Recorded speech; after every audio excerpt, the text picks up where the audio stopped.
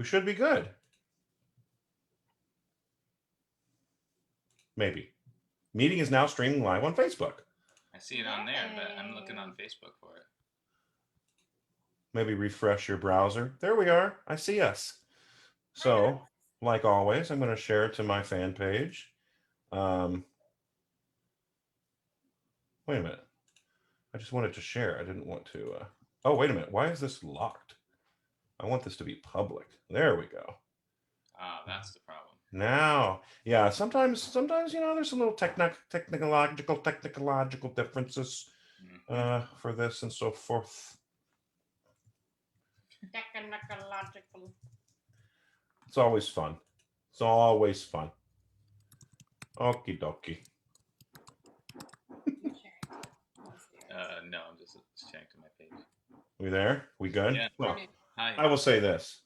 I am so thrilled to wrap up season 1, which has been a very, very interesting season of learning here on Under the Hood with two of my dearest friends, Dimitri Pittas and his lovely, beautiful wife, Leah EdwardsPittas, who, let's say this, we were youngsters at one time, Dimitri and I, before the bearded faces, before the unwanted COVID pounds came on.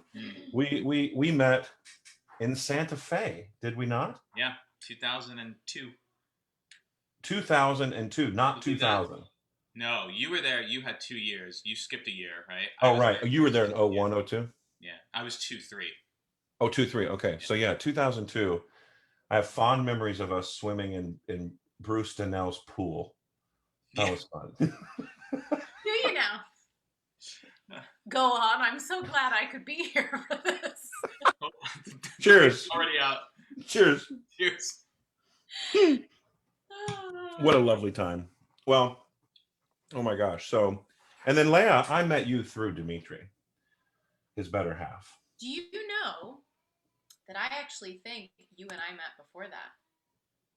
Pray tell. Remember when we did that Sing for Hope gala?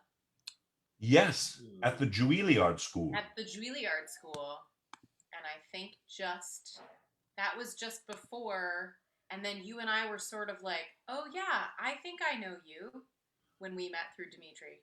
So that must have been like 03 or 04, something around that neighborhood. Were you already friends with Camille? 02. So we were just across the plaza. Didn't you start the Linneman program in 02? I started in the fall of 03. Right. Okay. So I had already been there for one semester, and then you came in. Yeah. Right. Yeah. Okay. Well. Amazing. Nice to see you. It's been a while. It's been a trip. Yeah. But let's start back further. So why don't we start with Leah? Leah, where did you grow up? When did you start to understand that you really enjoyed music, and how did singing, play a role in your sort of, let's say, elementary, junior high, high school days? It didn't. Oh, good.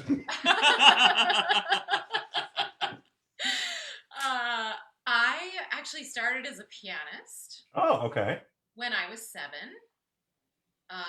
I am the youngest of 3, and my big sister played the piano. And where did you grow up?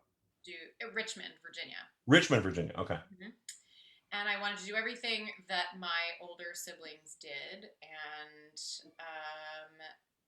so I started playing the piano when my sister was taking lessons, and it turned out that I was really good at that, and so I did that, and by the time I was 10, I was playing in competitions, and then by the time I was 16, I was playing professionally. And then I went to Eastman School of Music in Rochester, New York for my undergrad for piano. And were you there? Okay, hold on, push pause for a second. Do you know Leah Sadlier? No. Well, her married name is Sadlier. Leah Monthrop? Oh God, I'm murdering her last name, I'm sure. Monthrop. She was a piano major who was at Eastman for her. Oh man, it was one of the first family November Thanksgiving Under the Hood things I did was with David Sadlier and his wife Leah, and Leah had a similar story to what you were just telling me, and then like literally almost verbatim. And then when you said Eastman, that's where she went. And so I thought maybe they timed out. Maybe she's a little bit older than you, though. So anyway, That's so. It is. It's Eastman is a pretty. If I do say so myself, it's a pretty fancy pants place to go for piano. sure. Even Um, as cold as it might get in Rochester, New it's York. pretty bad. It's pretty bad. And actually, because in Richmond, it sort of stopped snowing when I was about 5. Like it used to snow, but then mostly it was like 55 degrees, and they would cancel school, because there might be a snowflake. Um, so then when I actually went to Interlaken for high school for my last 2 years of high school as a pianist. It's like magic when it snows. It's sparkly. It looks like crystals falling from the sky, and it's like you're in this tiny snow globe. And I called my mom, who grew up in Cleveland, where it does not look like that when it snows. And I was like, Mom, I love snow. And then and also because it was a campus and nobody drove because it was high school and boarding school. And so it was this white fluff forever. Wow. And it was really magical. And then, and then I moved to Rochester, and it snowed, and it was the sparkliest sparkle until about 13 seconds later when a car drove by, and then a truck made it a giant pile of slush, and it was like, oh, this is snow. Okay. And so then I did that for 4 years, but I've only been to Rochester one time. I was singing a concert version of La Traviata. Well, I'll say my stage concert with Ward Stair, and it was in January, and it was maybe the coldest I've ever been, and it was all the things listed above: snow being plowed, snow being thrown by the cars and the truck. yeah, It was really cold. and then and you can't get it. It's like slush all over you all the time, and then you just can't get warm, and you're just wet and muddy and cold for like 6 months. And that's perfect piano playing weather. Totally. Mm. Good. Get everywhere an hour early to get your gloves on, get your heat warmers inside your gloves, do the, it's a. So you did a Bachelor of Music in piano performance at Eastman? I started that way. I did my first 2 years that way, and then I've always been a collaborative pianist, a collaborative musician, artist in general, and I actually from 6th grade onwards always did chamber music festivals in the summer. Oh, cool. And so when I got to Eastman, you have to spend your freshman year. They want you to hone your technique, hone your craft, hone your, so basically if you go as a solo pianist, you are a solo pianist. You have scale juries the first year instead of performance, no pieces, you just play scales, and they give you a sheet that basically they shout a letter at you, and you have to play memorized all of these different scales, arpeggios, just all kinds of stuff. And that didn't super gel with me. And you weren't down for so that? I asked, what? You weren't down for that? No, that's not, so so I asked to play chamber music, and the Ying Quartet is in residence there. And I asked to play chamber music, and they said, oh, that's cute. The freshman wants to play chamber music. We'll help her maybe reset that she should be a soloist. And so they put me in to accompany a voice studio, which, I think we can all say, singers, they might have gotten that right. But instead, there was a teacher there. Ashley Putnam actually was filling in for a teacher, and she truly has a way of teaching that is that's kind of genius. And so I was sitting in her lessons, and people would come in not being able to sing, and they would leave having a completely different take on everything, vocally, technically, musically, historically, and I was really sort of taken by that, and it was enough collaboration that she was able to transform these students that I said, I'd really love to. I've sung a little bit here and there. I love Broadway. I sing all the time to myself, but I would love to take a lesson. And she said, I mean, okay, I'll hear you.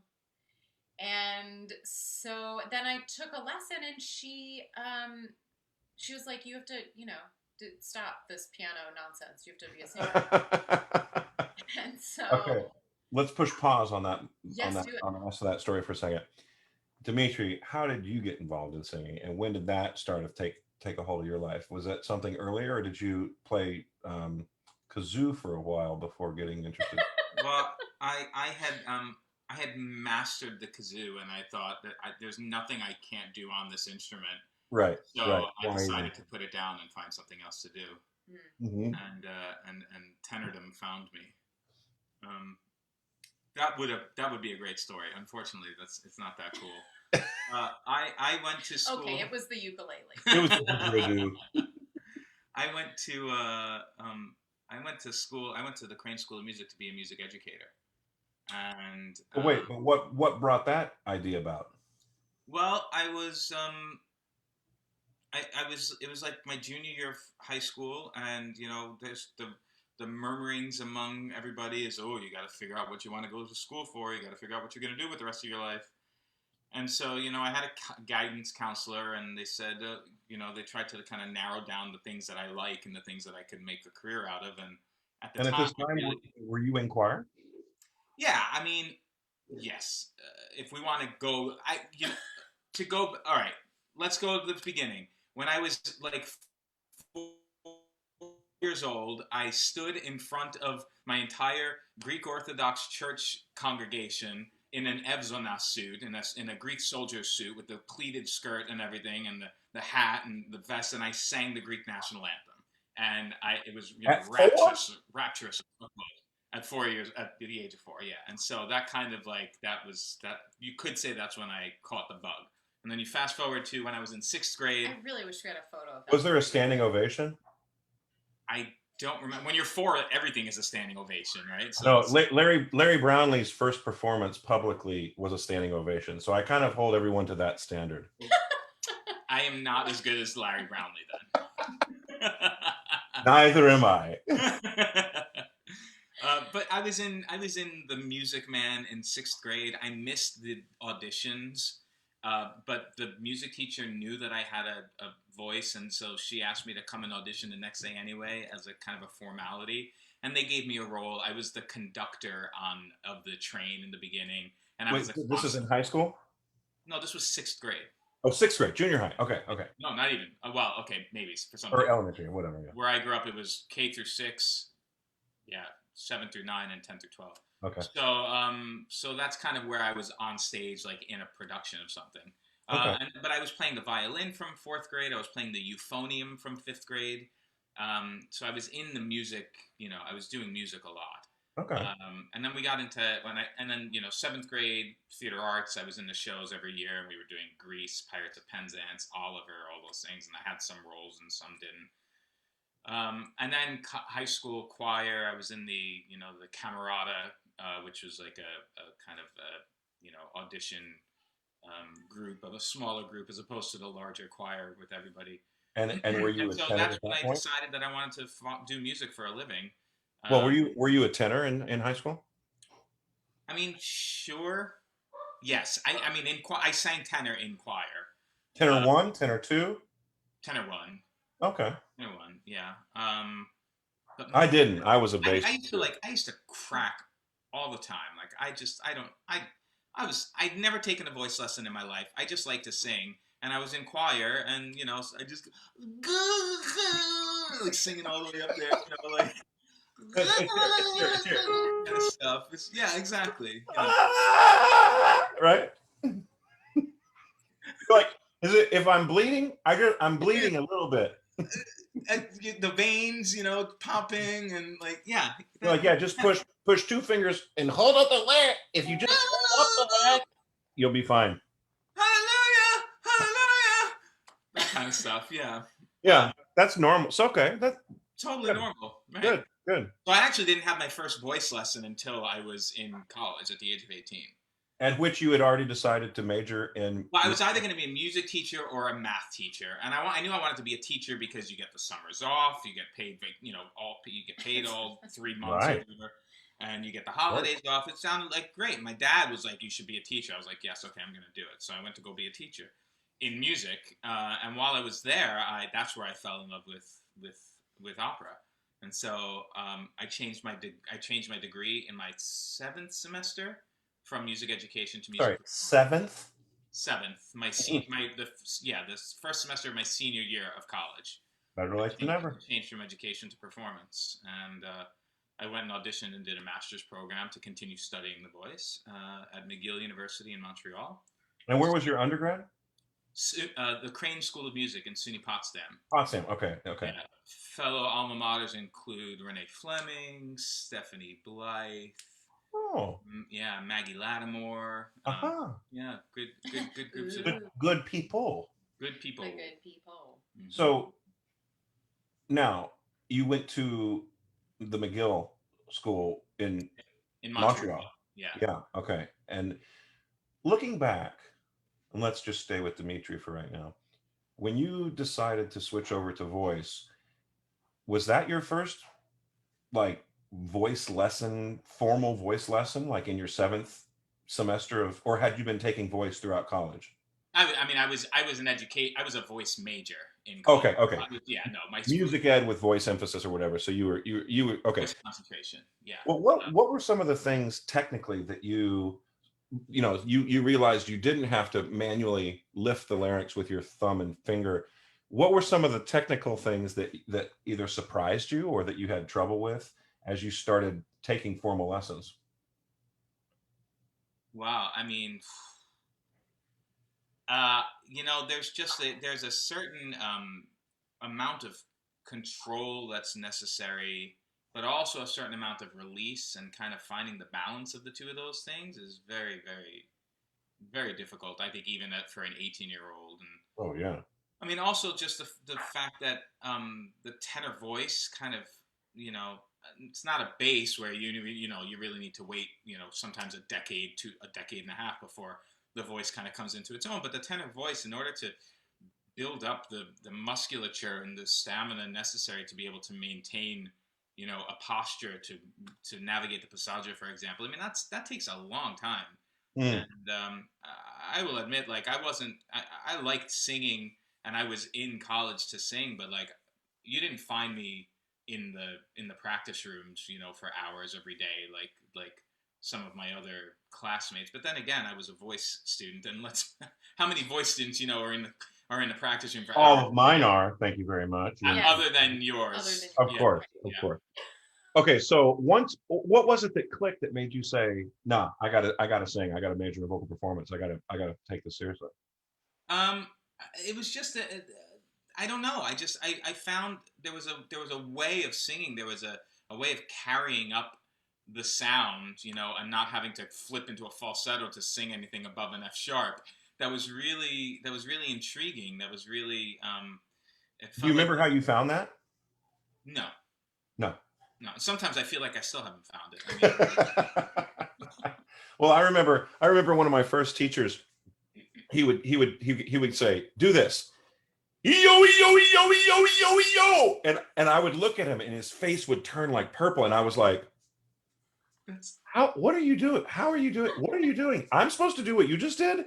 And I'd be like, at 18 years old, like you said, I was gonna be like, what does it matter the pitch or and so it's interesting, people use different, and I'm not suggesting that he didn't know what he was talking about. I'm suggesting that I wasn't ready to do what he was asking me to do. I wasn't there yet, but like at the same time, I think that what you're suggesting, understanding how, especially in the male voice, that we essentially take our speaking voice all the way up. We don't, unless you do flip into falsetto, which I hope no one does, but you have to learn to navigate that, and how the chords can stretch in a way that enables you to access a certain part of your range that perhaps in choral singing, it was never encouraged, because in a choir we don't want someone to actually be that loud and that Right. I present. mean, a falsetto blends a lot better.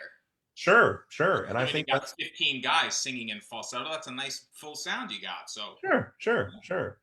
which I'm Um, not against that. I think that that's a choir of tenors singing falsetto on a mezzo piano is a gorgeous sound. Like, sure. Oh, I agree, 100%. you can't sing falsetto on the stage of the Met and expect it to get a To the perfect. family circle, yeah. Exactly. But what I will say, I remember the first time that same first teacher, he's like, imagine you're trying to get the attention of somebody who's like on the other side of the football field. Hey, and you're using your sort of spoken voice. Right. And I was all of a sudden kind of like you were saying, just like you find out that you can do that on different pitches that, oh, wait, though, when I try to sing a scale that includes that pitch, I crack off or have to go into my falsetto.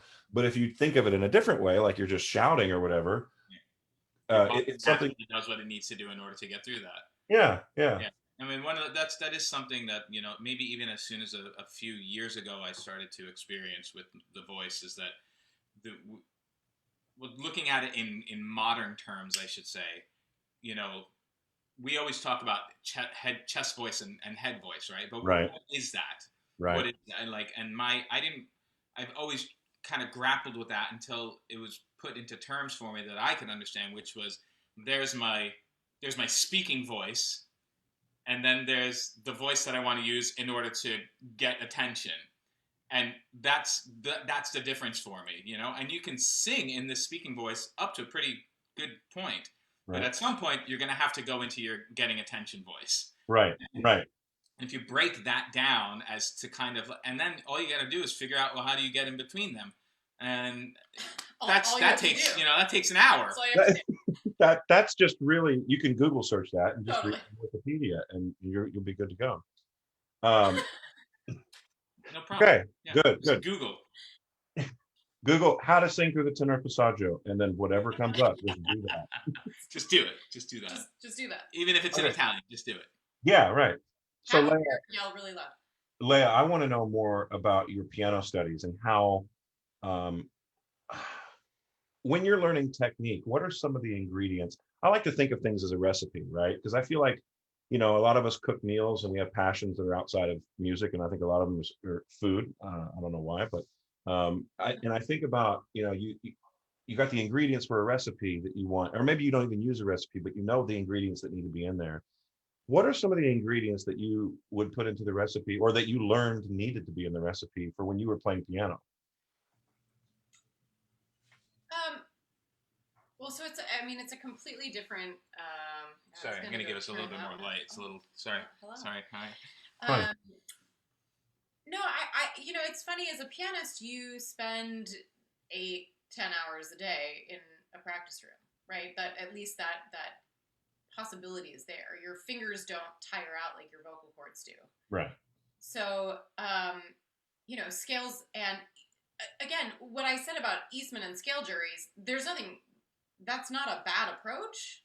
It's just not one that I was prepared for. So, but that's my biggest struggle with singing, is not applying all of my piano techniques to singing, right? Like, you can't. You're saying instinctually you want to try to do that subconsciously?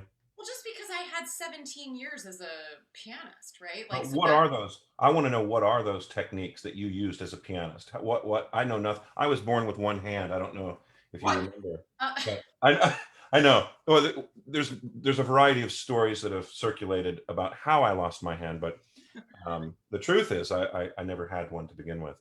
Well, you're so good. It's kind of amazing that I'm able to do the things that I am able to do. This is very true. We can get into those stories in a bit, but I've never played the piano, is my long and short of it. And so I'm curious to know, what are the technical things that a pianist has to learn? I'm actually going to insert a little story here that you'll be very pleased to know. Okay. I was a senior at Interlochen, and this is the big, massive, like, you play your big list pieces and your Rachmaninoffs and your Prokofievs and all these things. And I had, the summer before that, I won the concerto competition playing Prokofiev's third piano concerto. Mm-hmm. And we get to perform it with the World Youth Symphony Orchestra, is the Interlochen orchestra. And so it's a lot about sort of, I will piece this together with my story I'm telling, but it's a lot of making sure that the muscles in your hands individually, so that your each finger can function individually. It's for trilling, and it's for doing, like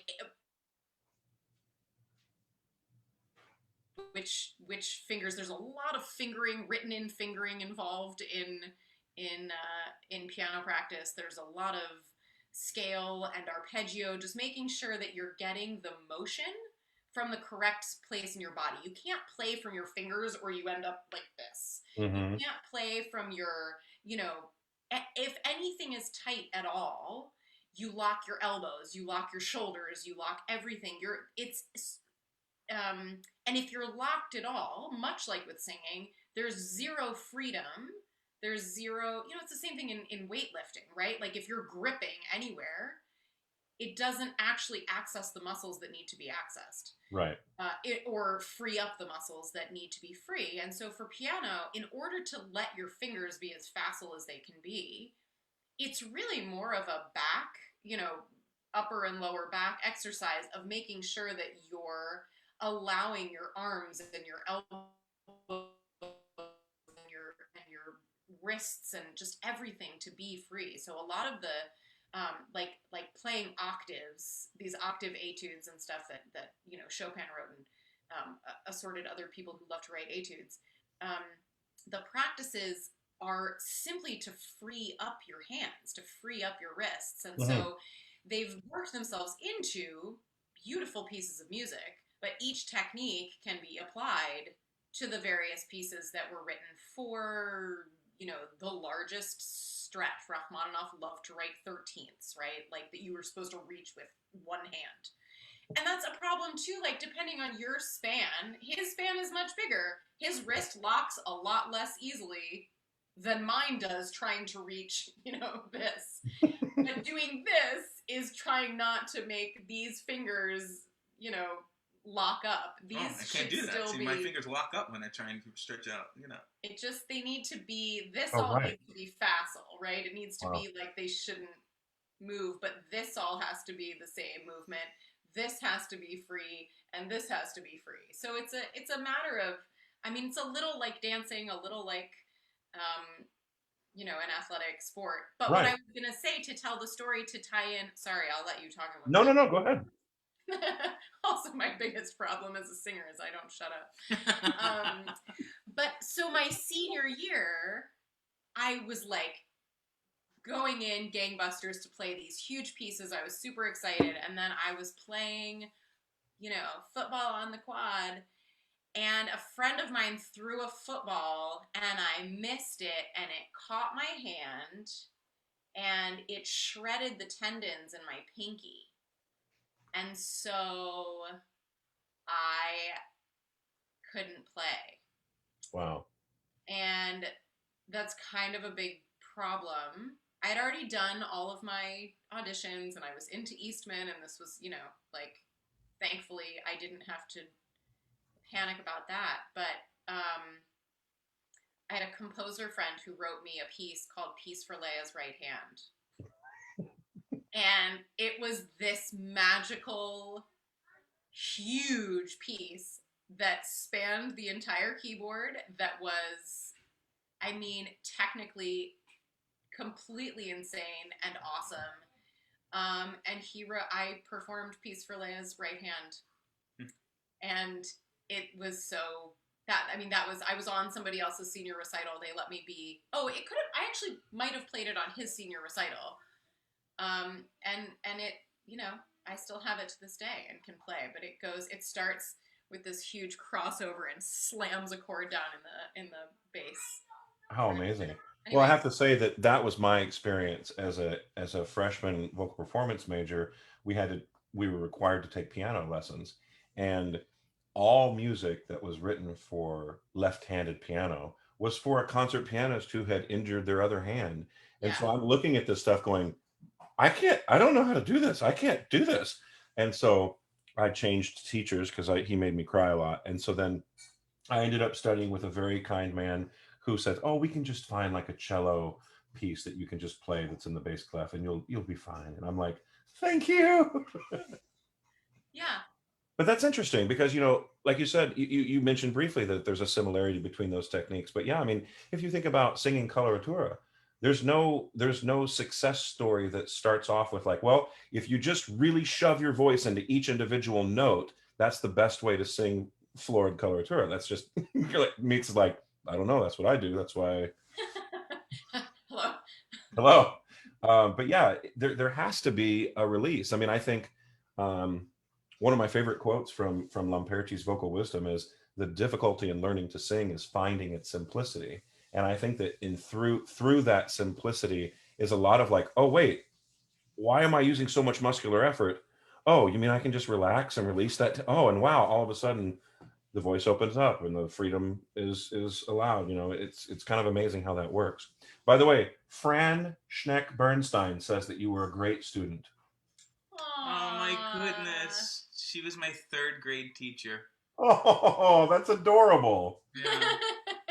And Stephen Johnson says hello. Me. Steve Johnson and I went to Potsdam together. We were voice majors. Wow. Yeah. Wow. Yeah. Okay, so now we're into our graduate school studies, and Dimitri, we'll go back to you. You started getting more serious into opera at McGill, which is a Yeah. really well-known school up Yeah. in Montreal.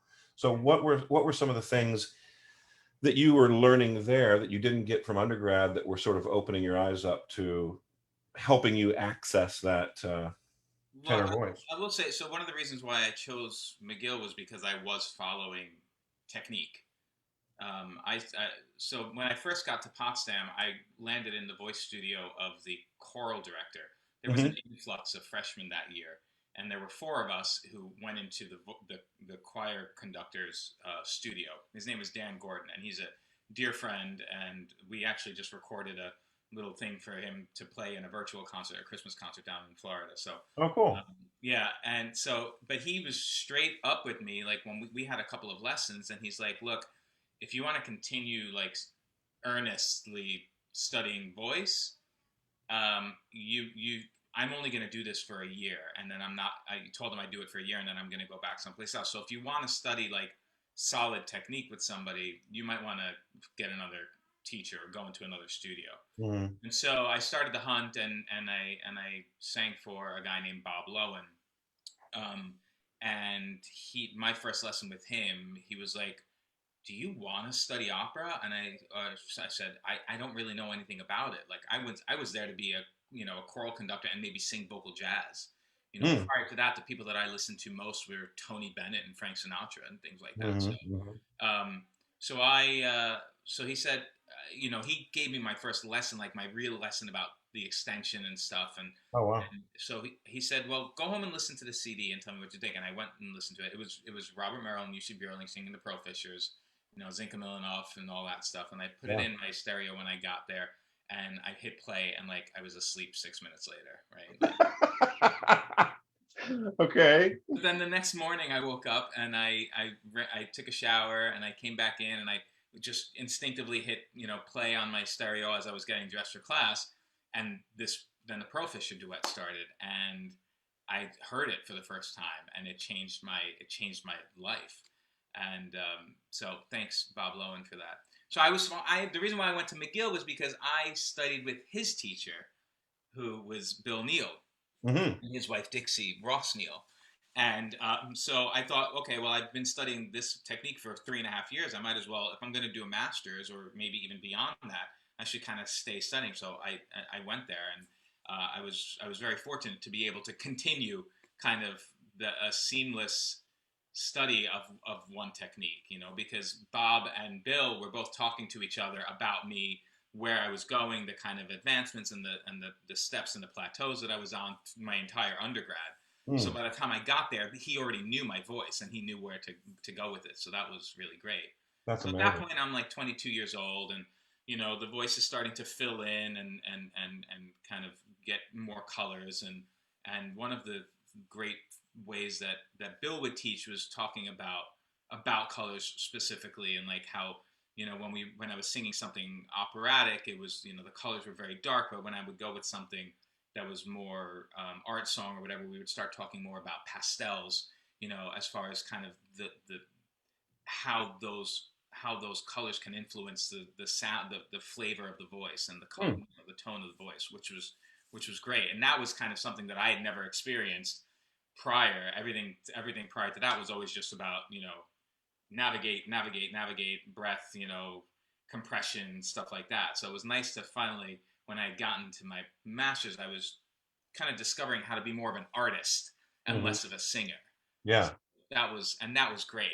That once I started feeling like I could create something that was going to have an emotional reaction to somebody that was listening, that was really cool. And that was the first time that I experienced something like that, was in my master's program. Isn't that neat? Yeah, I talk to my students all the time. I'm like, the most fun part about singing is when we get to interpret the text and we get to decide for ourselves what version of this story do we want to tell and how are we going to tell it. And I think that's really interesting that you bring up the ideas of colors in the voice and how you can use those colors as ideas for how you communicate the text and what Yeah. how it shapes the voice. That's really interesting. Yeah. Um, so Leah, you're with Ashley Putnam. She decides to give you a lesson. She tells you you need to quit this piano nonsense and you need to study voice. Um, at what point? This was your sophomore, junior year of undergrad. Uh-oh. Yeah, Sorry, it froze up for a second. What did you say? we froze. Yeah. Are we Okay. good? Sophomore. Sophomore year. Okay. Yeah. Yeah. So yeah, I changed my major. That was one of those things. I of course had to audition, and I called my mom the day before the audition, and I was like, "Mom, what if I don't get in?" She's like, "Then you are a pianist. Like, what? What? You're already in. You're in." So if some people don't get in twice, but okay. Um, anyway, so yeah, I'd already been playing. Actually, people had been inviting me into their diction classes, and so I sort of was already. I had a relationship certainly with all the students, if not all the teachers. But when I first started just singing, um, I mostly did oratorio, and because I'd never done choir singing really at all, because you don't really have time for that as a pianist. That's our dog. She That's likes okay. to interject here. Um, and so when I first started doing it, I actually just when I switched, I started doing a lot of soloing for oratorio stuff with the choir that I had previously been in just for fun. Was then suddenly standing in front of, and um, that's sort of how I ended out my Eastman career, was singing with orchestra. I sang with the Rochester Philharmonic that always performed in the Eastman Theater, and it was sort of just a huge pivot going from being a solo pianist to suddenly being a solo vocalist. There was no sort of choir in between or anything. It just, and then I auditioned for grad school and ended up going to Juilliard, which was never not funny because I didn't get into Juilliard as a pianist. And then I studied voice for 18 months and got in for grad school. Mm. So anyway, and I had to play, you have to take piano entrance exams to pass out of piano. So, so that was fun. I did enjoy that. The piano students at Juilliard were like, "Oh, you're singers. That's cute. That's cute. How can you play?" And so I played a bit of the Prokofiev, and it was pretty fun. And they were like, "Okay, yeah, well, anyway, you pass out." So that was funny, but then then at Juilliard, that's not quite the trajectory that was going to be sort of all solo. Ended up me doing super titles for 2 years. Basically, is how that went. But anyway, no, I had gone to. I did a lot of art song. I spent a lot of time with Margot Garrett and Nico Castel. Which are two? There are worse people to spend a lot of time with, in my opinion. I have the utmost respect for those two people. They are some of, I find, the most genuine humans on the earth. And it's exactly as you say. I spent so instead rather than studying technique, rather than studying, um, I sort of joke with Dimitri, but it's not really a joke. I think I just actually learned how to sing about 6 months ago. So winning. I was not in my graduate degree 6 months ago. Newsflash. Well, wait, push pause for a second. So you mentioned before that Ashley Putnam had this amazing way of teaching that allowed someone to come in one way and then leave. Can you talk a little bit about that? So once you were able to experience it firsthand for you, what were some of those things that she kind of opened your eyes to? Well, so I think a lot of this is sort of controversial, but very me. Um, it's it's all about visualizing, and it's the same freedom that I was talking about. It's actually the opposite of what I was talking about with piano technique. It was the complete and utter freedom from vocal technique, and I don't know whether that's really what she was teaching, but that's what I was watching other people observe.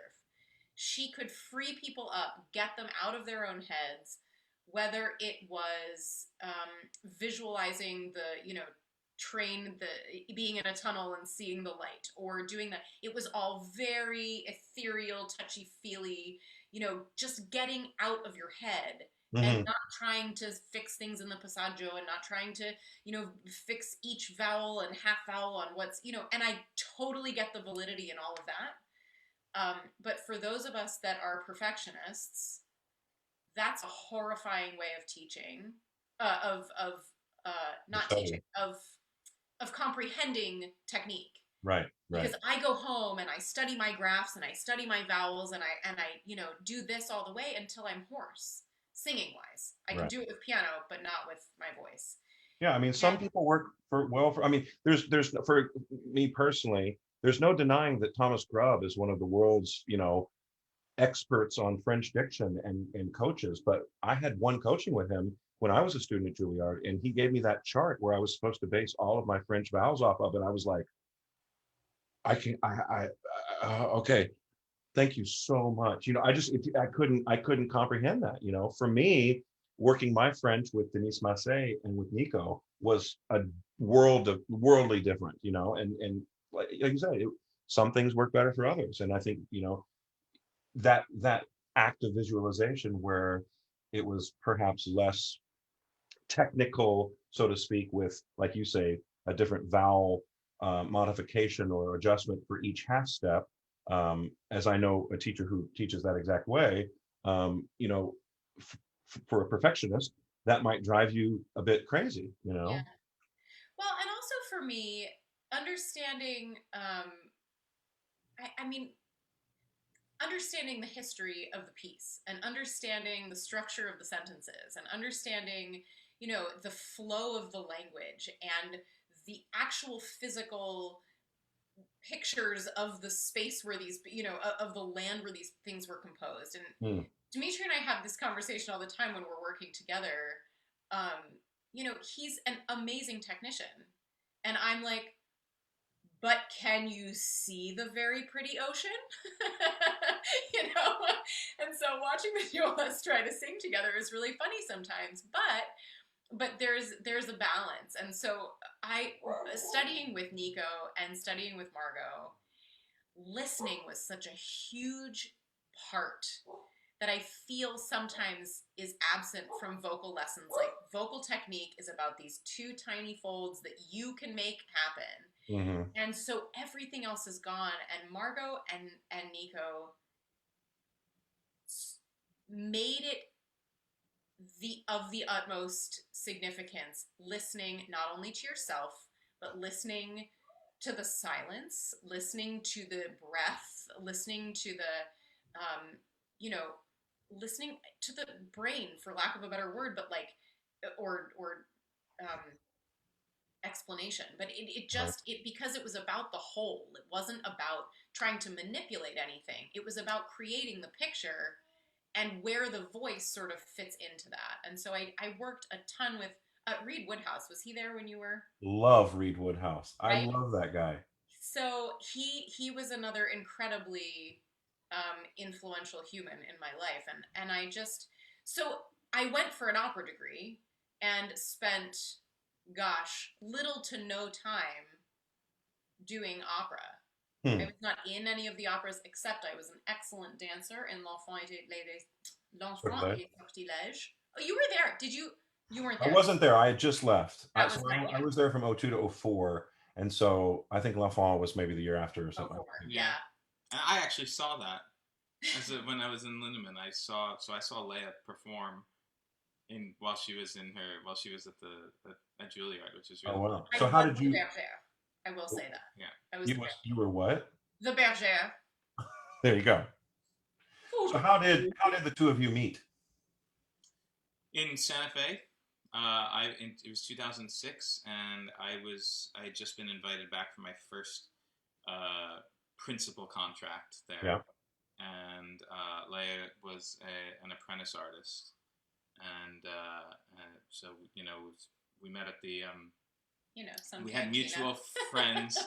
I was at my first. Well, we had started working first on Magic Flute, and I was singing the Armed Guard in that as well with Josh Bloom. Do you know Yeah. him? Yeah. Yeah. So Josh and I, rehearsal got out, and he's like, "Hey, do you want to go for a drink?" I was like, "Yeah, sure, obviously." And he's like, "Oh, great, I'm meeting a friend, and he's bringing a friend along too." And so we were meeting at the. I remember walking. I was walking from the plaza Hmm. down. I forget the name of the street. Canal It's right Street, around. Water Street. You know, is it Water? It's Water Street. Yeah, it's just past the Five and Dime, and like Yeah. that next corner right over there. Yeah, I was walking down Water Street with him, Toward Catamount. right? Yeah. And Leia is walking up with Bill Hobbs, and he would so Josh was meeting Bill, and we were kind of the mutual friends, and It's still my favorite thing that he calls him Bill. It's just my I favorite. know it's William. Sorry, William. I was going to say I've always known him as William Hobbs, but yeah. Okay. Sure. He probably hates me for it, but I've never not called him Bill Hobbs, so I just That's great. yeah, sorry. No, it's Anyway, okay. so we went to Catamount and had I had wings, she had veggie nachos, and I think there was beer, and it ended up being one of those big 30 Santa people Fe show up at party things. 10 minutes after the last rehearsal ends, Right. Right. Right. and yeah, so the rest is history. Yeah. How funny. So when you started into your professional career, Dimitri, you sang a lot of the traditional lyric tenor roles, yeah? Nemorino. Yeah, I definitely started doing Nemorino, Alfredo, Rodolfo, those kinds of things. Yeah, Yeah. for sure. And through that, I mean, you feel like everything was sort of like, yeah, all the information that you had acquired from Bill Neal, right? And Yeah, yeah. there at McGill. Because from McGill, did you go straight into Lindemann, or was there a I did a master's at McGill, and then I stayed and did a 1 year of an artist diploma to just kind of stay studying with Bill and Dixie a little bit longer. Mhm. And then I went home for a year, and that was the worst year of my life. Just really hard, like being on your own for 7 years, and then all of a sudden living with your parents. And we have a lot of colleagues right now who are living with their parents because they can't afford to live on their own, and it is I hear you. really, really, really hard. And I have all of the compassion in the world for them. I came home from being from living in Montreal for 3 years, and I was under my parents' roof suddenly, and I would go out and hang out with some friends and come home at 1:30 or 2 in the morning, and my mom was up sitting in her robe waiting for me to come home. It's You're like, Mom, what are you doing? yeah, right. Like I'm 25 years old. Like this isn't so. That was a This tough year is Long Island, right? on Long Island. Yeah. Yeah, yeah, yeah. So that was, I got into I got into Lindemann the following fall. Okay. So and I moved back into Queens, into Woodside, where I had grown up. So that was nice, and I could still also see my mom all the time because she was only an hour away, hour and 15 Yeah, minutes away. yeah, yeah. And Leah, when you finished up your work at Juilliard, what were the next steps for you, and what kind of repertoire did you find yourself? I mean, you said you didn't really get an opportunity to sing an opera, but you were singing more, uh, working in languages and realizing, with art song. What sort of repertoire did you sort of find yourself in those following years? New music. New music, okay. I spent a lot of time a lot of time doing premieres and new operas, new song cycles. I actually made even like Libby Larson, the queens that I don't remember the letters. This is very helpful. It's been a while. You need to. Anyway, it's been a long time, but all of my major New York debuts were all new music, Mm-hmm. and I love it. It's a lot. Again, it's a lot about the language. It doesn't require these sort of beautiful soaring Puccini melodies and technique of having this lovely round vowel. Right. And so but that was my whole everything was new music and new Broadway musicals, doing all of the sort of workshopping of all of that. But after Santa Fe, it's sort of a weird place to be now, this world where you can't work your way up from chorister to soloist, right? You have to make a decision to either be a chorister or to be a soloist. Mm-hmm. And I need to be a soloist, or I need to not be doing this. Mm-hmm. And so after Santa Fe, I went back to New York and made that decision of, sort of pursuing a solo career, and was in the midst of figuring that out and where I was going to apply and what I was going to do. And this course called me, which is an off-Broadway company that does... Are we back? What was the name of it again? Okay, we're back. Encores. Okay. Encores at City Center. Yeah, okay. And they do musicals that have not been produced in 25 years or more. Okay. So the really good stuff, pretty much between the 20s and 60s. It's where Chicago came from. The whole backdrop of Chicago is actually the backdrop of City Center. That's Oh, wow. all the pipes and the bricks and the... Anyway, and I got asked to do that show just after I was like, I'm going to be a soloist. I got asked to be in the ensemble of that show. And I called a friend and I was like, I don't know anything about this. Is this worth doing? I just said I'm going to pursue a solo career, not a chorus one. I don't want to get dragged back down into this. And he said, if you don't take this gig, you will be the least deserving human or the most ungrateful human to ever, like, nobody gets called to do these without auditioning, without, like, just, no, don't be stupid. Take this job. Yeah. So I took this job. I got my equity card on that job, which is also not a thing. Apparently, you have to like work to get that. So Carrie does work that's the rumor. Yes. I didn't know that because I knew nothing about theater. Came from piano, went into opera. Did not know any of this.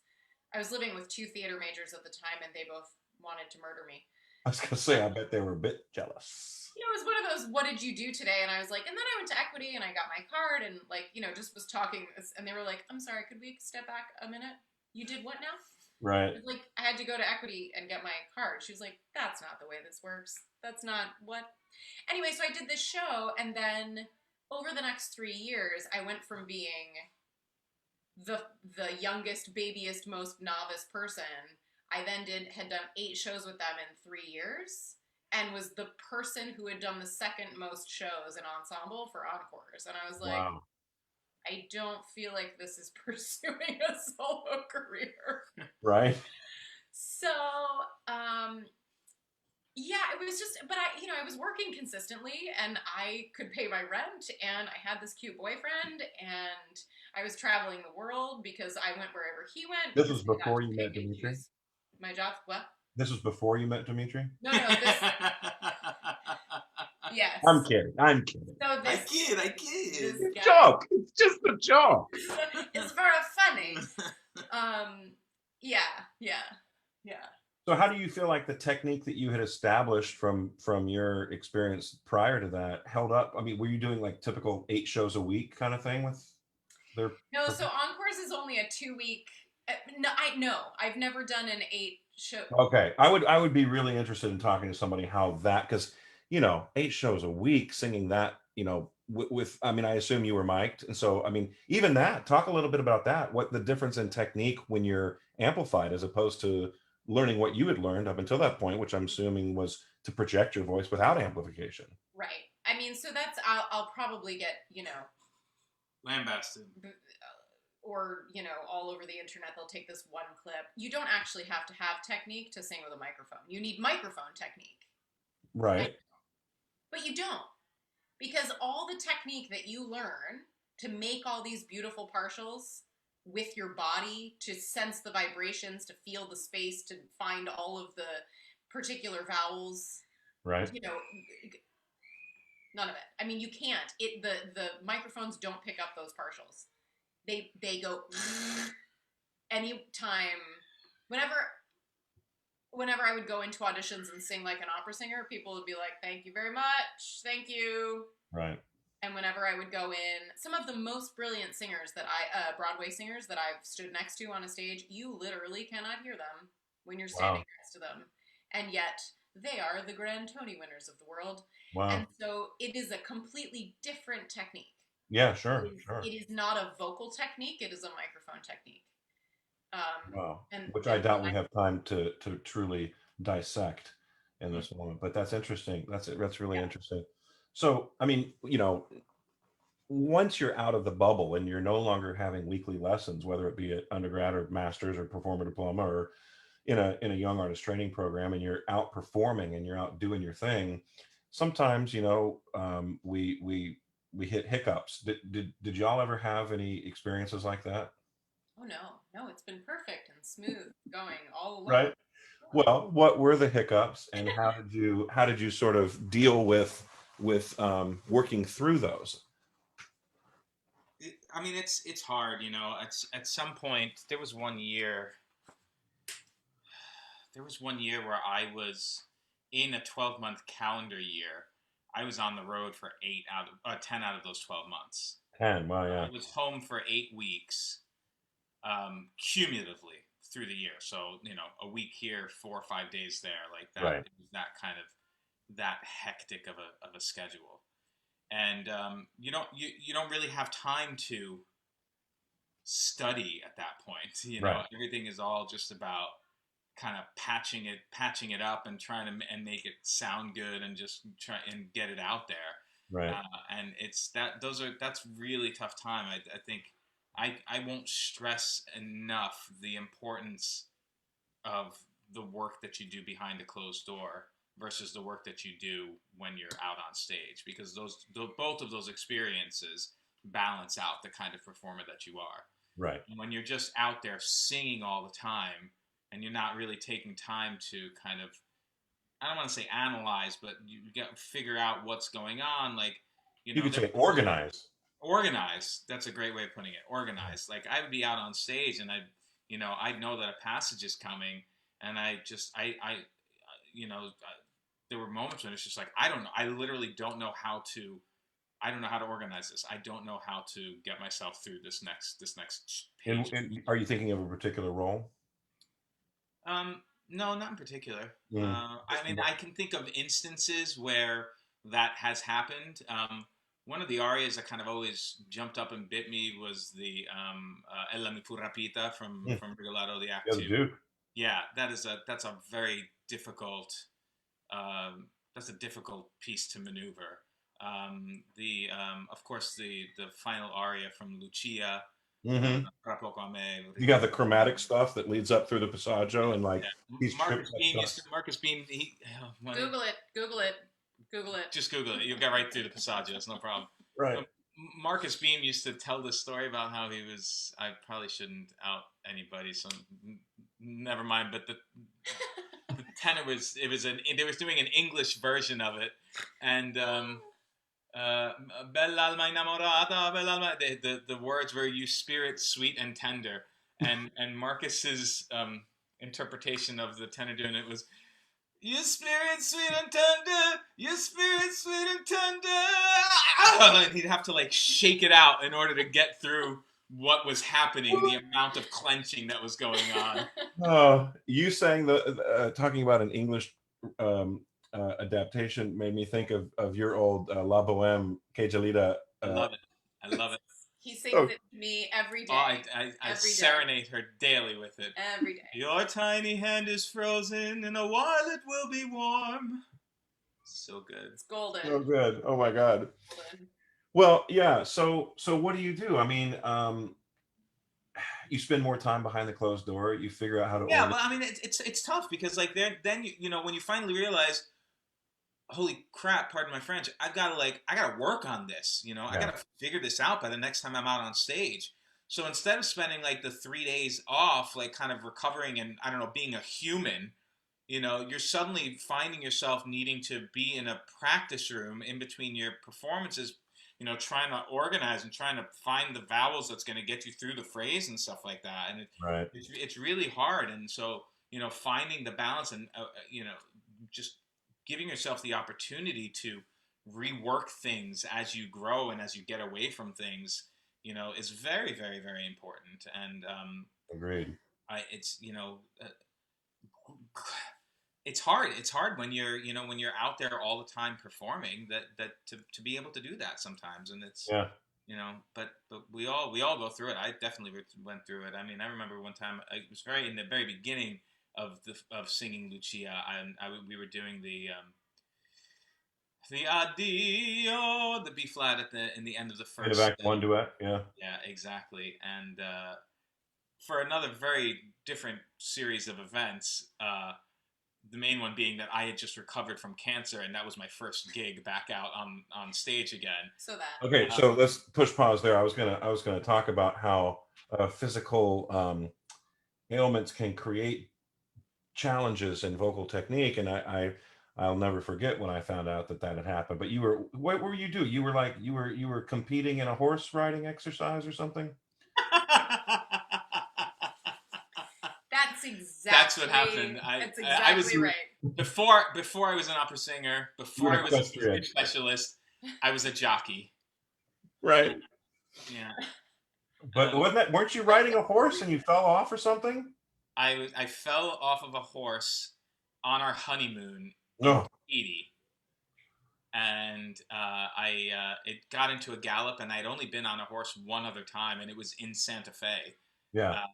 And this horse was basically like a couple of steps away from being a wild horse. Maybe not so many steps away. Yeah, I mean, I had like nylon ropes that I was holding on to, and like My I was God. also wearing not flip flops, but like sandals in the stirrups, and they were like two different heights and things like just the whole thing. The whole setup was not good.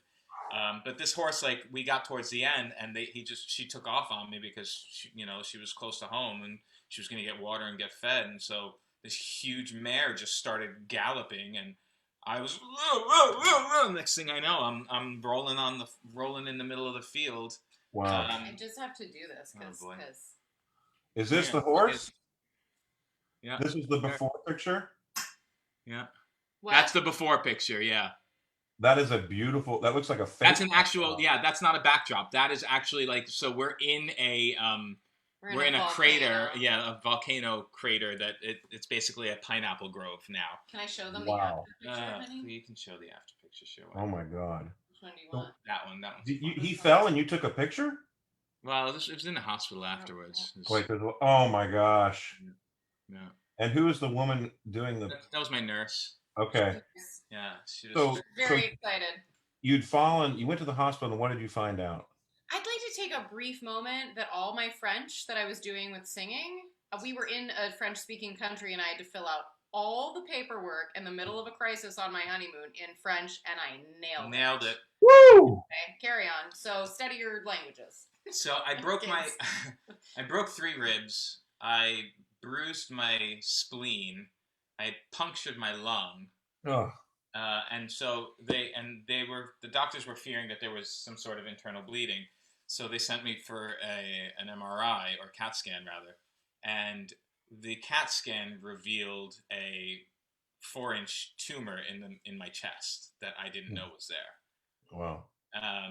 And so we got back home to New York. I spent the entire week in the hospital bed instead of, in an over the water hut in Bora Bora, which fortunately we were reimbursed for. That's obviously the important part of the story. Yeah. But they did reimburse you? Honeymoon money. Huh? They reimbursed you for real? Yeah. Wow, that's cool. Yeah. They thought it would be better than, somebody dying of cancer. And Good. adding that to the bill. Yeah. You know. So I got home and I had surgery, and it ended up being open chest surgery to remove the tumor, and they didn't the doctor didn't know where the tumor had ended and where my lung began, so he just lobbed off the top half of my left lung, and he also the tumor had grown. And it had wrapped itself around the phrenic nerve, which runs from the base of my brain to the left side of my diaphragm. So it was dead. Like so they just kind of cut it out. So my left side of my diaphragm actually is floating. It doesn't work at all. But wait a minute. Yeah. How could you possibly sing if you don't sing from your diaphragm? What? I mean, it does not compute. Does not compute. Okay, set it straight right now. The diaphragm is an involuntary muscle. You do not move your diaphragms. I'm going to say it one more time for the people in the back. You do not move your diaphragm. It is involuntary. When you breathe, your brain says your diaphragm needs to drop. Let me do it for you. It doesn't happen on its own. I love that. I love that. There are two things that I hate that voice teachers say all the time. Sing from your diaphragm and put it in the mask. I'm like, what, which kind of mask? What mask are you talking about? You know, and I love to hear this. So after you had this news and had the surgery to remove, they were able to remove everything. Yeah. Uh-oh, you're frozen. Yeah, I was very fortunate. We froze again. Okay. He was very confident that he had gotten all the cancer, but I went through chemotherapy anyway to make sure that if there were any cancer cells somewhere in my body that were floating around, that they would be eliminated. So I had 4 rounds of chemo, and that happened. I was done in November with that last round, and then this Lucia was starting in Houston in January. In fact, we celebrated the first of the year in Houston. That was my first opera gig back, and I got out there anyway. So back to the B flat in the beginning of the Act 1 duet, which is where we were 15 minutes ago. Right. Rammenta di ne stringe il cielo, addio.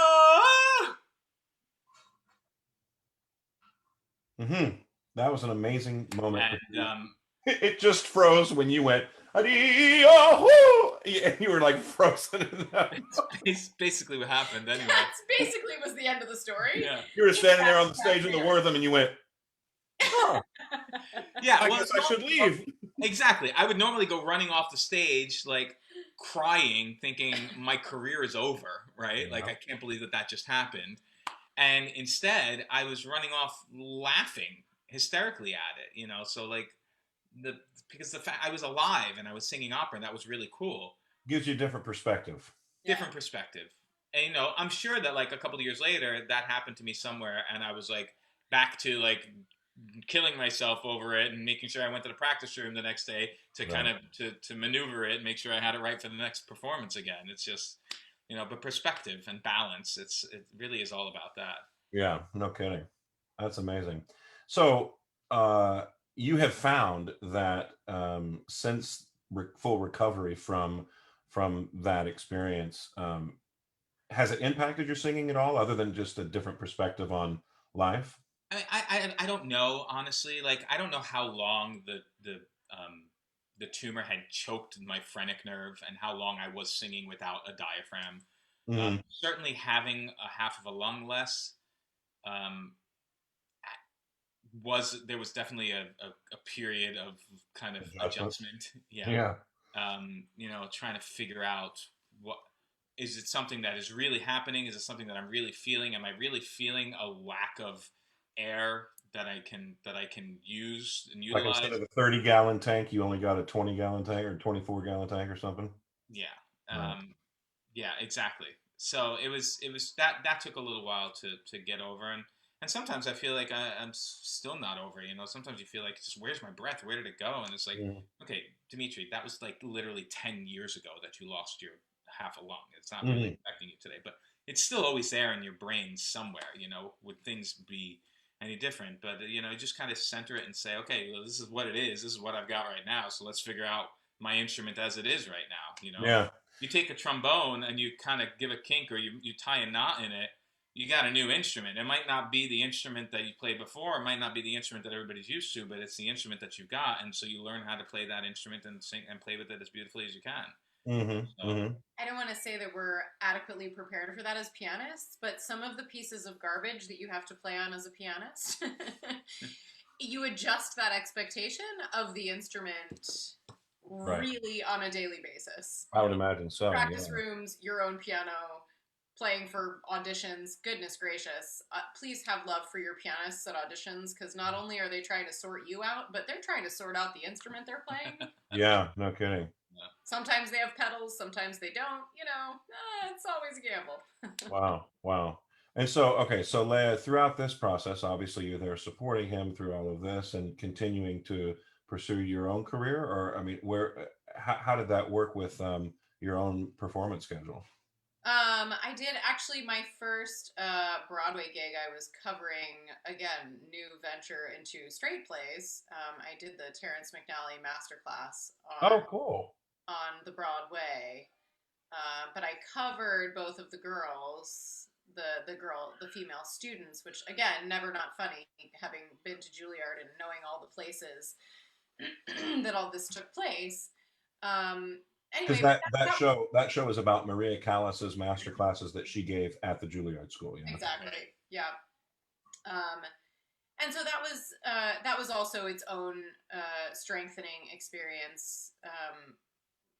Covering on Broadway is it's a different game. You get little to no instruction and have all the expectations weighing on your shoulders at all times. So good luck with that. Well, did you feel like you had like the sort of toolbox? I mean, obviously you were getting these gigs, so you had but I mean, as far as the experience that you had leading up to them, did you feel like you were in finding yourself in these situations where you're like, yeah, I'm perfectly equipped to do all of this stuff. I feel comfortable. Yeah, I mean, so that's my career is so weird and so varied and very inconsistent. It's very high, very low, very full, very not. It's funny. I do a lot of orchestra gigs. I do a lot of shorter time span things. Mm. My longest gigs truly have been at Santa Fe, this like 13-week powerhouse go all day long thing. I haven't done a full opera role ever.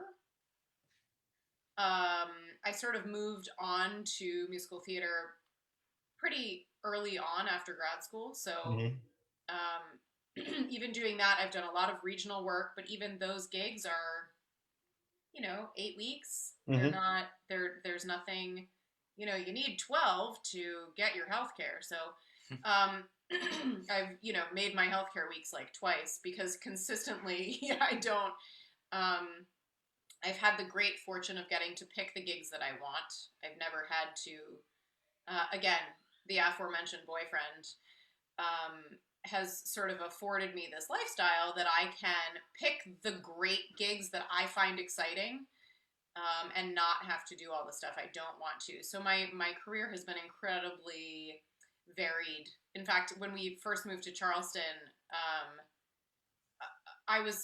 we had just started, we had the opportunity to do a recital together, actually at Potsdam was the first time we did that. And I played and Dimitri sang, and we had this amazing collaborative relationship that we'd never had before. You'd never played for him before? Not like in like public. When we were home and rehearsing stuff like that. Like if I was I would working play on an through opera, stuff for him. she'd play through, but we never actually performed together. Wow. And to do a full recital together is a lot. It's a lot of work. It's a lot of collaboration, and it was very different collaboration than we had ever experienced together. Our previous experience collaborating was like if we would she'd ask to like hear something or like work through a phrase or something like that, and so we'd kind of sit down together. And I thought very early on we had safe words. because like very, very early on. it was like, if I could, I might have said something that she was just like, or vice versa. Like I would say something and she would respond to me, and it's like, well, no, that's not what I said at all. Like, why are you so? And then she would say banana, and then okay, I'm gonna go outside for a second. But yeah, there was a lot of stepping out of the room situation. Just singing ah. But that was when we were trying to. I am. exactly. That's not ah. That's eh. I can only imagine. Yes, but that was so when we sang. So when we had this opportunity, people were like, "Well, why don't you guys do a recital together?" And I was like, "I haven't played in 10 years. We don't work very well together in a musical situation. This is not happening." Anyway, we decided to do it, and we did this concert at Potsdam, and then we did a recital for the George London Foundation. And of course, like all of my life in New York, I had been desperately trying to like get any sort of New York Times review for any major role I did, any cool recording I did, like it was, what singer, what, premiere at Carnegie Hall, what Alice Tully situation. Like there's no mention of me anywhere in the New York Times. And then of all the times in the world, they talk about what a great pianist I am. And I was like, you know what? I quit. I am all the things. I will be all the things. Because for a lot of, I don't know how many students are listening to this, but like the most irritating thing that I ever heard in a class in all of college, high school, whatever, everyone's like, you'll find your own path. It's the most infuriating thing to hear ever. Because when you're a kid, or until you're able to receive that, you can't, it's like your whole thing with your teacher about, well, I don't understand what that means. What are you doing? When somebody says to you, when you want a direct answer about steps of how to make a career, and somebody says, you'll find your own path, it makes you want to punch them in the face. But at some point, 20 years into this, and you've realized that you've forged your own path, it's very cool. And that when you can become comfortable in that, I kept trying to be what people wanted me to be. When I was a pianist, they wanted me to be a soloist, but I wanted to be a chamber musician. And so I didn't really navigate that well. And then when I was a singer, I wanted to be a musical theater singer, but I got into opera, so I did that. And then I ended up doing ensemble work when I really wanted to be a soloist, because all these things. And then we had this opportunity to play a concert at Carnegie Hall together, doing me. Oh, I froze. It's okay. It wasn't that good a story. That's okay. And somebody said, if you don't want to establish yourself as a pianist, or if you play this concert at Carnegie Hall as a pianist, you will be seen as a pianist and not as a singer. And I listened to them. But the fact of the matter is, I am all those things, and I do all those things well. And that is who I am at my core. Mm-hmm. And ever since I have embraced that, I sing better, I play better, I dance better, I exist in the world. I am now boss ladying better. Like, I am a better mom. When you can embrace who you are without other people telling you who you are, it's a very different place to be.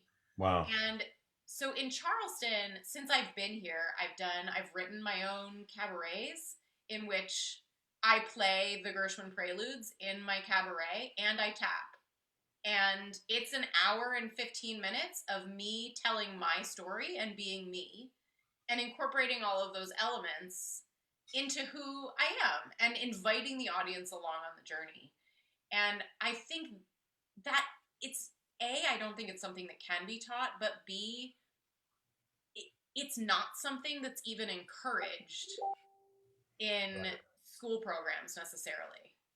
And so that's been, when focusing on technique instead of storytelling, or when focusing on, acting instead of singing, or there's always, you have to focus on this thing, or you have to focus on that thing. And it's not about, embracing the whole environment and finding what makes you, you. And so I've had this weird career where I feel like every 15 minutes I'm doing something else. So I've never done, I haven't done all the lyric soprano roles. In fact, I know the lyric tenor roles way better than I know the lyric soprano roles. Well, speaking of lyric tenor roles, I remember, meets we became instant best friends. I think when we were in Santa Fe together and in New York City and everything. And I remember, even though we wouldn't see each other as often, once we started having our careers, I always kept in tabs on you. And I remember at one point I found out that you were singing the title role of Don Carlo, and I was like, "Where's my little Nemorino buddy? What happened?" And so I wonder, how. And then you also, I also know that you're currently studying with Stephen King, who's also my voice teacher. And you've been working with him for what, like about 8 years now? Yeah, it's about 8 years. Yeah. Yeah, and I started a little bit earlier than that, but I mean, did that? So what sort of transition in repertoire from those lyric tenor roles did your work with him sort of begin to unleash? Well,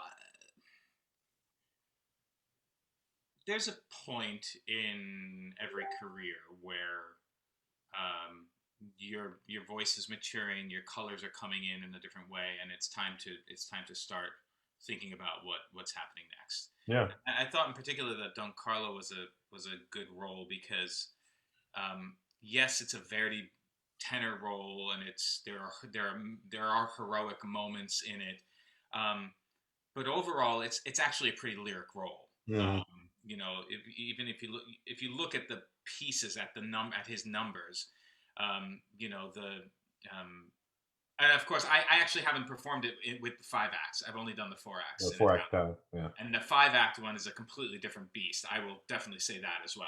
yeah, But when you look at the duet with Posa in the beginning, super lyric. lyric, right? Just singing with somebody on stage, boom, blum, blum, blum, blum, blum, blum, blum, blum, blum. Not a lot Right, going on, right, right? right.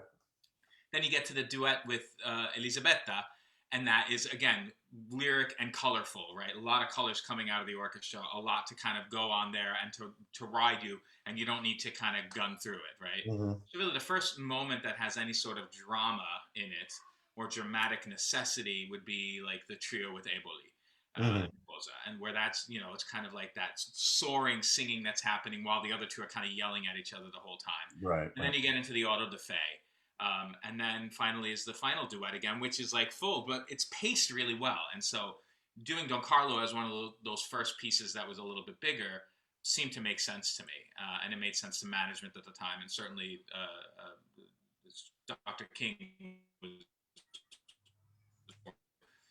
But that's kind of when I felt like my big boy voice was starting to come in, where you really start to kind of carry a little bit more sound and a little bit more depth in your sound, a little bit higher up, and Right. a bit more noble of a timbre, or even a princelian kind of sound to it. Right. So I thought that was a really good transition for me. Exactly. Right. Exactly that. Right. Yeah, that's a big Dr. King thing. He Yeah. talks about the reverse megaphone. Right. Um, yeah, exactly. Pull the whiskers. Yeah. Yeah. So what about the Um, gerbil? Do you ever get the gerbil, the smoking gerbil? I don't know. What is the smoking gerbil? That's it right there. I just showed it to you. See? You never saw that smoking gerbil? No. Maybe And that was how does that help? maybe that was just that was a me DK thing. But I thought that smoking gerbil was a kind of a thing. I Just kind think. of helps like create that space in there. A bit of Oh yeah. yeah, sure, That's sure. it. That's the one. That upper back space that he talks about. Well, and I love that I had the progression of teachers that I had, because I was with Stephen Smith before I was with Stephen King. And Stephen Smith talks all about how you choose to refine your vowel is what determines the timbre of your sound. Right. And when you apply this idea, the smoking gerbil or the reverse megaphone or the tugging the whiskers or whatever, it's all after the same thing. And it's like, once you find that space, it helps you redefine or refine the vowel that you're actually thinking of. And then all of a sudden you get this more noble Right. timbre because of the way that you're thinking of the vowel. I think it's When you really find out that the vowels are actually so much closer together right. than what you previously thought. Right. They all kind of fall in line. Which I will say goes back to this whole chart situation. If you Yeah. make the chart on a piece of paper, we're all saying the same thing, Right. right? But it's whether you find the smoking gerbil or whether you find the megaphone or whether you find the vowel chart helpful. It's all about like sorting that out and which space it sits in for you. Yeah, I heard this once many years ago, and I think it's still true. There really is like there's only one way to make any voice sound its most beautiful, right? Like that thing right there, that element that is completely capturing and captivating to an audience. How that person sings is right there. And the thing that's confusing about learning and teaching is that there are so many avenues to get to that one way, Right. and there are so many, and in a pupil's career, sometimes you'll be on this road and then you'll switch schools or switch teachers and you have to get on this vent, you got a detour and get over here, and sometimes that ends up going up all the way here, and but getting to that mecca of how to create the most beautiful sound with your voice, it really only happens one way because there's only one you. Right. It's just it's how to get there. That is the challenge. Well, not the truth. It's, well, then I feel like we were all having fun getting there, and then of course the world ended, and what do you mean? Somebody got the chicken pox, and they forgot to tell us that. Yeah. Yeah. But yeah, through this whole process, which is coming up on whatever it is, 10 months or whatever, how have you guys, well, I know how you guys have stayed busy, but talk to the viewers about how you guys have stayed busy in Charleston. Now you can see it, it's your name on the Zoom call. Yeah, we oh yeah. Well, it was kind of this was not something that happened as a result of that pandemic, but it is definitely something that we have used. We've made lemonade out of lemons in order to, carry on. And sure, so we Leah and I were toying with the idea for about 18 months prior to last March of opening up an opera company here in Charleston. And because Charleston actually is the birthplace of opera in North America. In 1735, wow. the first opera that was ever performed on this soil happened here in Charleston, in downtown on the peninsula. Wow. It was a ballad opera called Flora, and it was a production that was brought over from London, and they performed it here.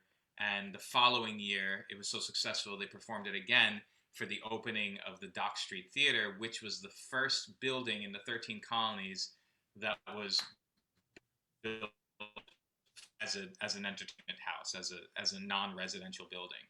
Wow, so that is so cool. It was built. It was the first theater essentially that was built, and so we thought that it was crazy that Charleston didn't have a full-time opera company, and so we started making some moves to try and make that happen.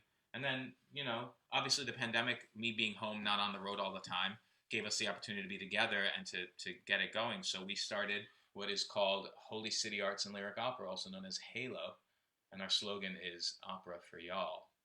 I love it. And it is